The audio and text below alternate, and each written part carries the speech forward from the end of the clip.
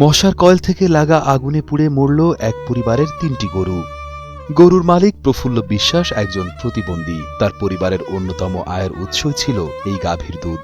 খুলতে পারি না, দরজা খুলতে না, দরজা দেয় কি আগুন দাও দাও করে আগুন জ্বলতেছে, তালাও খুলতে না। আমার সোনার চান করা চা পুড়ে ছারখার হয়ে গেছে রে বাবা। এই 3টে গরু কম্বল 100 টাকাও নাই।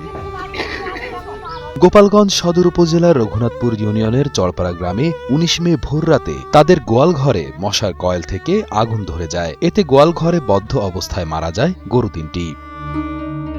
এই ঘটনার পর ওই পরিবারে বইছে শোকের মাতম।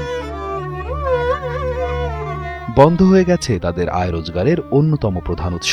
হয় দুধ বেচে আর ছেলেটা একটু কাজ বাজ করে, কৃষি কাজ। আর ওই বেটার বউ বার হয়ে দেয় কি যে তার আগুনের খেলা। ওই দরজা খুলতে খুলতে গরুটা দাফায় দাফায় মরে গেল।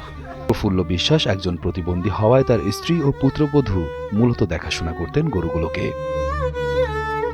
আগুনে পুড়ে মরে যাওয়া গাভীটিকে তিনি নিজের কন্যা সন্তানের মতোই যত্ন করতেন।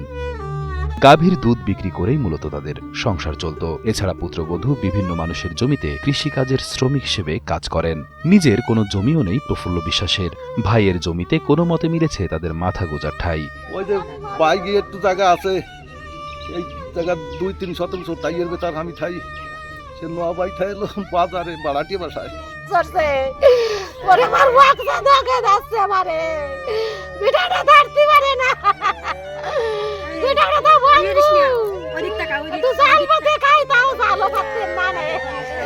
তো আর্থিক অবস্থা মানে ওই সম্বল ওই এর উপর দিয়ে আর কি ওরা বাচ্চা সবকিছু ঠিক আছে। বেটার বউটা আবার কিষেন টিসেন বয়। আগুন দেখে প্রতিবেশীরা আগুন নেভাতে আসলেও গরুগুলোকে বাঁচানো সম্ভব হয়নি। আগুনের খবরে ফায়ার সার্ভিস ঘটনাস্থল পরিদর্শন করেছে। 5 মিনিটের মধ্যে ওখানে পৌঁছেছে। পৌঁছানোর পরে স্থানীয় জনগণ আমাদের যাওয়ার আগেই আগুন নির্বাপন করে এবং সেখানে প্রতিবন্ধী পরিবার তাদের 3টা গোয়ালঘরে আগুন লাগে আর কি। গোয়ালঘরে 3টা গরু মারা যায়।